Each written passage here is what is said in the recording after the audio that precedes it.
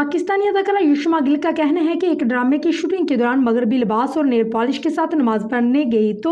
Junior cast में शामिल अदाकारा ने टोकते हुए सवाल किया कि मेरी नमाज कैसे कबूल होगी।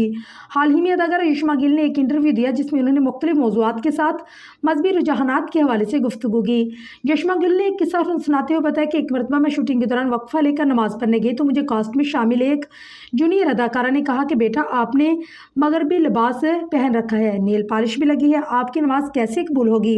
अदाकारा का कहना था कि मैंने उन्हें कोई जवाब तो नहीं दिया, लेकिन मेरे नज़दीक किसी भी इंसान को इबादत कबूल करना अल्लाह का काम है, ना कि इंसान का। युष्मा गिल ने अपनी बात की वजाहत के लिए दलील देते हुए कहा कि उस वक्त मैं सोच रही थी कि अगर कोई तालिब इल्म इम्तिहान में बैठा ही नहीं तो